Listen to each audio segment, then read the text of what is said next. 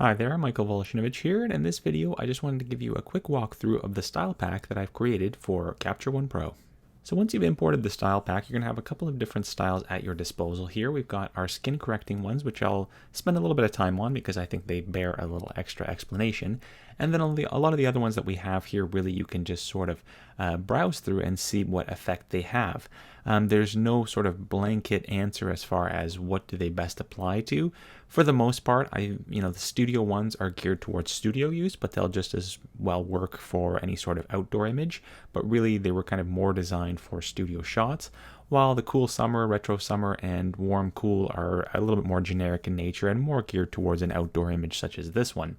But ultimately, as the names kind of infer, this one kind of cools things down. Studio chill, again, cools things down, but geared more towards studio portraits. Retro summer is really meant to give that sort of cyan-y retro look. It's got a little bit of warmth in the highlights and a little bit more cyans in the shadows, along with a number of other adjustments, of course, but that's sort of the overall retro look that I'm going for. Studio warmth, again, is meant to sort of warm everything up, and warm cool is sort of a bridge between some of these different ones where we cool down certain things and we warm up certain things as well. So that's kind of what we've been playing with in terms of these various adjustments, and they're sort of the sort of styles that I've been using typically within my outdoor shots as well as my studio shots.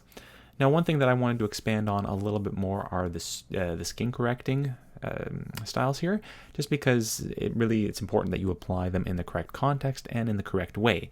Now, if you're not already familiar with styles, styles can be applied either entirely to an image. So if we just click on something here, we click down, it will apply that style entirely to the image, but it will apply it at the background layer. You can also go in and apply a style to a new layer. So we can say apply to a new layer, and then if we go into our layers panel, any of the layers panels will do. Let's just find one here, right here. So this is the one that we've actually created out of our new style. One thing that we can always do is to scale down the opacity of this if the effect is too strong for your particular image.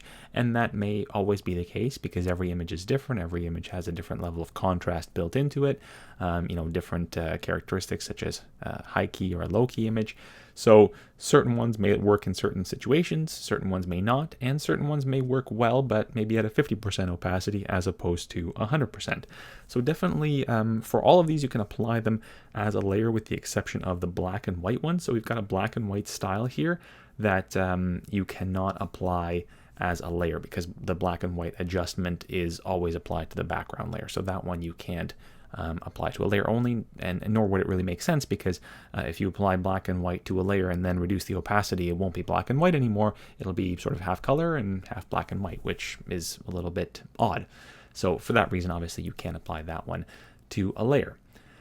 So then from there, of course, we can create various layers, toggle them on and off. In fact, we can combine various styles as well on top of one another. So once you've applied one style, you can certainly go in and look at applying some others as well.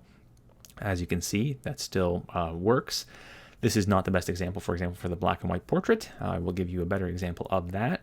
But one thing that I will often combine is one of these styles along with the different skin correctors. So let's take a look at an image where this is a little bit more applicable. So I'll actually look at two images. We're going to take a look at this one, and we'll take a look at this one here because they're both characteristically a little bit different.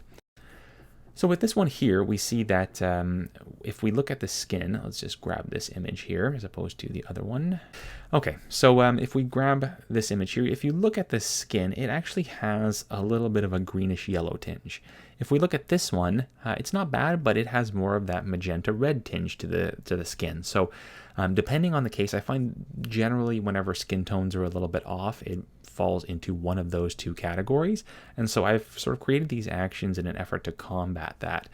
So just looking at this one here, if we pick the green yellow, you can see what's happening. We're sort of neutralizing some of those greens and yellows that are in the skin to something that is a little bit more neutral. Now, all of the skin correcting, well, I should say, the two skin correcting styles that we have here, they're really meant to be excessive at the outset because, we don't really know, given your circumstance, how extreme that shift is going to be. So the way I designed these was to go way too far at first and then have you back them off as needed using the layer opacity. So if we take this one here to this image, let's just go ahead and let's get rid of this image for now just so that it doesn't confuse us. And let's apply this corrector here, but we're going to apply it to a new layer. So now if we go back to our layers panel, now we're going to start scaling this back. So let's start at 0, and then let's just start kind of inching it up to a point that we are happy.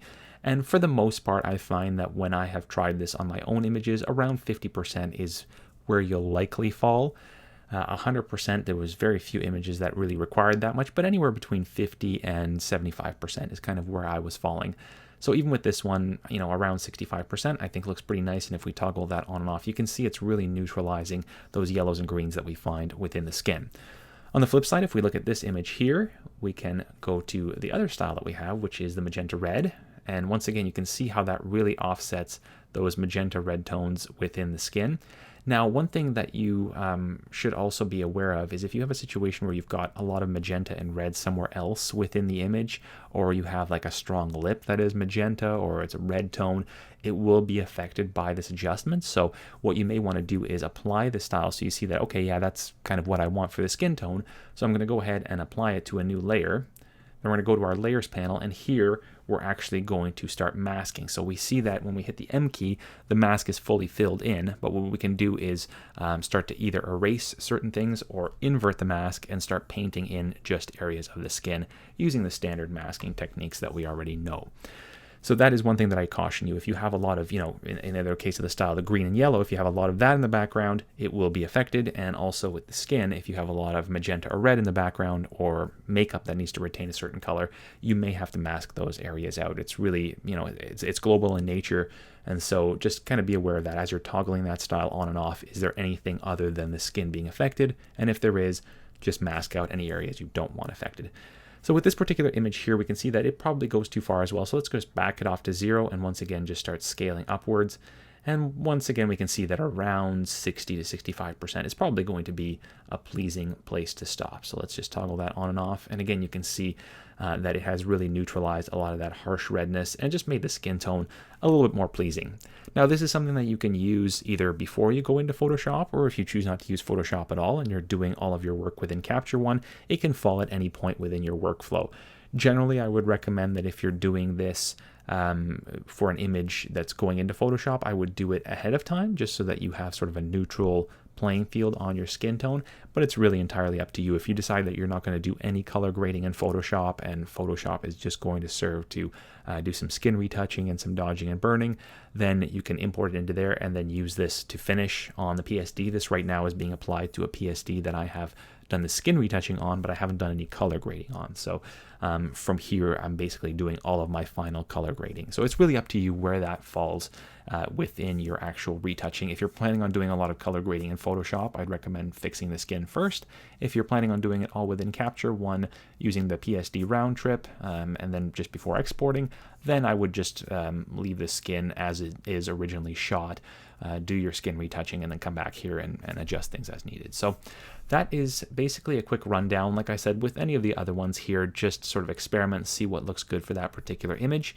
And actually, before we go, let's just talk about the black and white one, which we have here. It's the black and white portrait. It's meant to really kind of darken down the skin a little bit, give you a more dramatic look. And if that is too much for you, you can, of course, go in and make any adjustments that you need to. So within the black and white tab, if you find that this is too strong, you can either adjust some of these or offset the exposure a little bit more to brighten it back up, or just open up the shadows a little bit. So this is, again, a starting point, but you can certainly experiment with it and make any adjustments that you need to. So it really was meant to be very sort of dramatic in the way it affects the skin. So certainly play around with that and see. Generally for high key, it will work perfectly out of the box. If it's something very low key and dark, you may need to open up some shadows or adjust the exposure just to finish off the image. So I hope you found that useful, and I hope you enjoy the style pack. Bye for now.